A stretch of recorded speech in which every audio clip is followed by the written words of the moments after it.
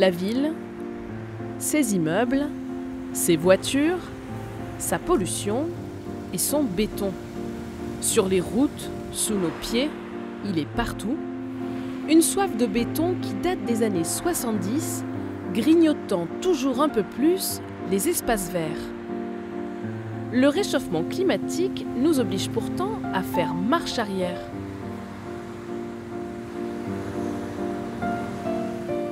La solution serait-elle de remettre la nature au cœur de la ville? Les citoyens en sont convaincus. Du bitume aux arbres fruitiers au cœur du vieux Tours, ce sont les habitants qui ont demandé à la municipalité de créer ce petit écrin de verdure.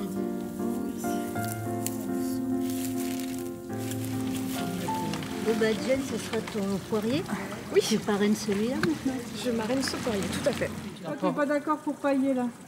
Ben non, parce que de toute manière, d'avant, il faut biner. Ah bah j'ai amené la binette. Oh oui, mais attends, je vais retourner bosser, moi. Oui.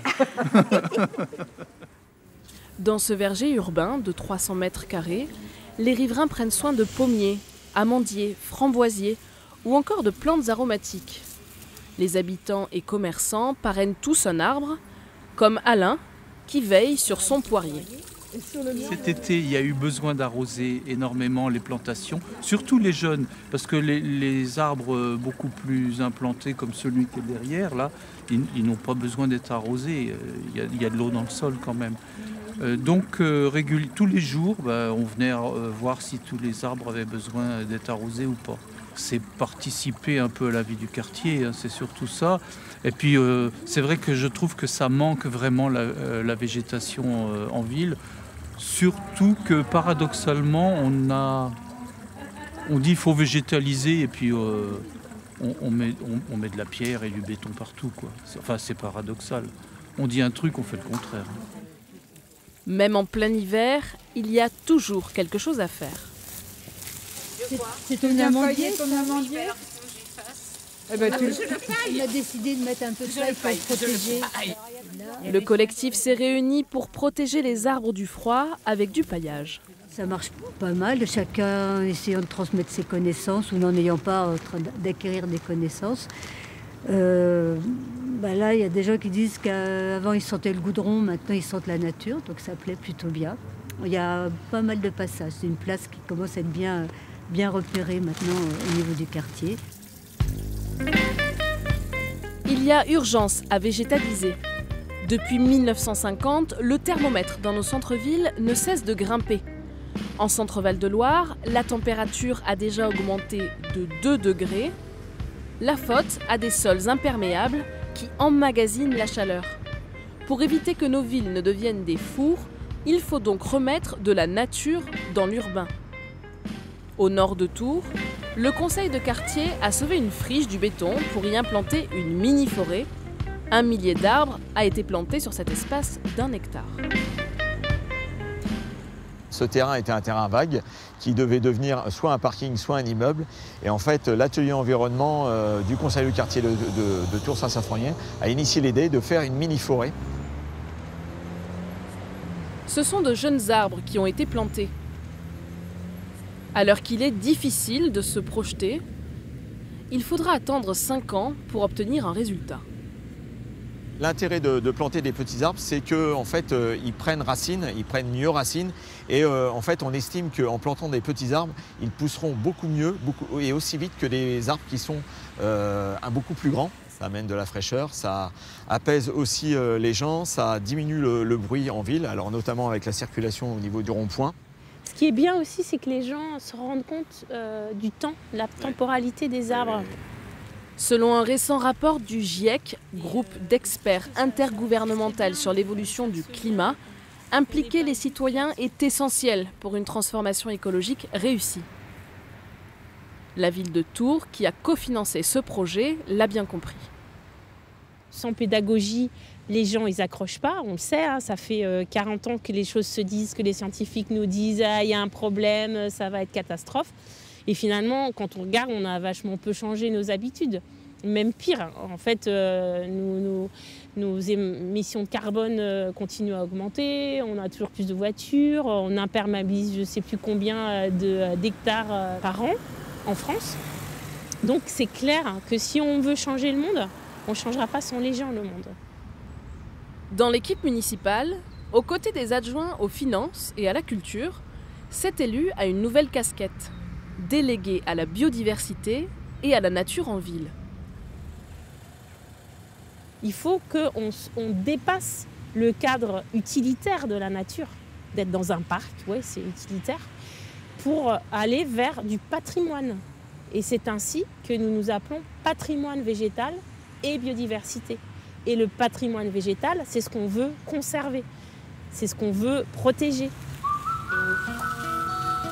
L'Organisation mondiale de la santé fixe la norme d'espace vert à 12 mètres carrés par habitant à moins de 300 mètres du lieu de vie.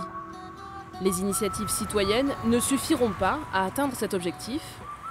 Les collectivités doivent elles aussi s'emparer du sujet.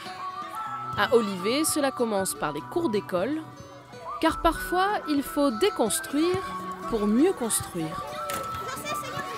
Nous sommes ici dans la cour historique de l'école du centre-ville d'Olivet, l'école du Poutil. Et depuis très longtemps, les enfants jouent ici. Lorsque nous avons fait le projet de reconstruction et de rénovation de l'école, nous nous sommes beaucoup concentrés sur la cour. On voulait conserver l'alignement d'arbres qui, pour certains, était là depuis plusieurs dizaines d'années. Et on a voulu sortir de l'îlot de chaleur qui était provoqué par le goudron, parce que là, on est orienté plein sud. Pour remplacer le goudron, la mairie a trouvé une alternative. Ce sol-là, il a deux vertus principales. La première, c'est qu'il est clair, donc il ne conserve pas la chaleur, il la réfléchit. Et puis, il est très perméable. L'eau peut s'infiltrer. Avec ce revêtement, c'est 4 à 5 degrés de moins pour nos chérubins par forte chaleur. Dans la cour voisine, c'est un sol naturel qui a été privilégié. L'architecte, dans ses premiers plans, goudronnait la cour. Et on lui a dit, non, il n'y a pas de raison de la goudronner, il y avait de la terre battue, est-ce qu'on peut continuer à travailler avec un revêtement de sol naturel? Il a été très surpris parce que ce n'étaient pas les demandes qu'il avait l'habitude de recevoir de la part des élus, mais très enthousiasmé parce qu'il était très sensible aux questions de transition. Et donc on est parti avec ce revêtement gravillonnaire et les enfants se sont tout à fait bien adaptés à ce revêtement de sol. La ville d'Olivet s'est mise au défi de transformer toutes ses cours d'école, 7 au total. Dans cette maternelle, des travaux sont en cours, des espaces vont être créés pour faire classe dehors et un potager ainsi que des arbres seront implantés.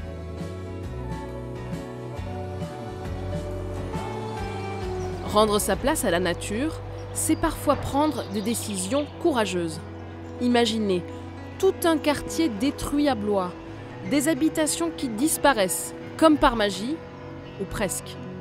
Il a fallu 15 ans pour désurbaniser ce quartier et lui rendre sa fonction première, celle de déversoir en cas de débordement de la Loire. Une opération unique en France. Nous sommes ici à Blois, dans le quartier Vienne, dans le quartier de la Bouillie. C'est un quartier qui était totalement urbanisé et il y avait des maisons, plus d'une centaine de maisons, quelques entreprises. Et c'est un quartier que nous avons dû désurbaniser pour prévenir les risques d'inondation. Des crues centenales, il n'y en a pas eu depuis 150 ans. Alors forcément, les habitants ont oublié ce danger. Mais avec des épisodes d'inondation de plus en plus violents, le dérèglement climatique ne peut plus être ignoré. La démolition des bâtiments est devenue indispensable. Ce quartier représentait un vrai risque pour ses habitants, évidemment, mais un vrai risque pour les 5000 habitants de ce côté-ci de la route, parce que les habitations pouvaient se transformer en projectiles qui auraient percuté la digue et qui auraient fait que tout le quartier aurait été inondé. Cet espace de 350 hectares va être aménagé en parc naturel urbain, avec des lieux de promenade, des activités de pâturage et de maraîchage. Il faut retrouver une relation avec la nature, il faut retrouver une relation apaisée, il faut lutter contre ce qu'on appelle les îlots de chaleur urbains, mais il ne faut pas se focaliser sur tel ou tel aspect. Il faut avoir une vision globale et tout simplement se souvenir que nos ancêtres, quand ils construisaient une ville, ils tenaient compte de la géographie, les cours d'eau, les montagnes, les zones inondables. Il faut tout simplement retrouver ce bon sens paysan. Justement, et si nos campagnes avaient elles aussi besoin de renouer avec la nature? La question n'est pas réservée qu'aux grandes villes. À Marseille, dans le Berry, la municipalité a bien saisi tout l'enjeu de préserver le bocage qui entoure ce village de 300 habitants. Ici, comme partout, l'arrachage des haies est une pratique courante. Pour encourager les agriculteurs à entretenir ces haies, le bois de taille est racheté par la mairie pour chauffer les bâtiments communaux. La valorisation de cet espace naturel revêt de nombreux avantages. Le bocage, c'est vraiment un nid de biodiversité extraordinaire avec beaucoup de faune, beaucoup de flore. Et puis, pour les agriculteurs, voilà, le bocage, c'est aussi la sauvegarde de l'élevage, de l'élevage traditionnel. Et donc, pour la commune, c'est aussi sauvegarder une activité économique. Même si les haies, la conservation des haies, ça a un coût pour les agriculteurs. Et c'est pour cela que nous nous sommes dirigés vers ce chauffage, parce que ça permet de rémunérer les agriculteurs pour l'entretien de leurs haies. Au sein de l'école, la commune a fait installer en 2013 une chaufferie à bois en plaquettes. Le bois taillé par les agriculteurs est transformé dans une coopérative. Le bois, c'est effectivement ça, c'est ce qu'on appelle du bois déchiqueté ou des plaquettes de bois qui sont amenées, qui sont stockées dans un silo et amenées par les agriculteurs par bennes céréalières. Préserver la nature, elle vous le rendra bien. Cette chaudière chauffe l'école, la mairie, la crèche, la poste, la salle des fêtes, ainsi que 5 logements. Déjà en 2013, dès la première année, on a effondré notre facture de chauffage des 2 tiers. Alors déjà, vous pensez, maintenant on est vraiment les rois du monde, du côté de l'énergie. On a effectivement une facture énergétique. En fait, pour vous l'expliquer très clairement, on paye aujourd'hui pour plus de 2 fois plus de surface, on paye moins qu'en 2012 pour le chauffage de l'école et de la mairie, avec du fioul. 8 Français sur 10 trouvent qu'il n'y a pas assez de végétal en centre-ville. Un chiffre en forte progression depuis les dernières élections locales. De quoi donner des idées à nos politiques pour leur prochaine campagne. Et je crois que j'ai besoin d'un peu d'air frais, d'une balade en forêt, je sais plus trop ce que je fais. La vie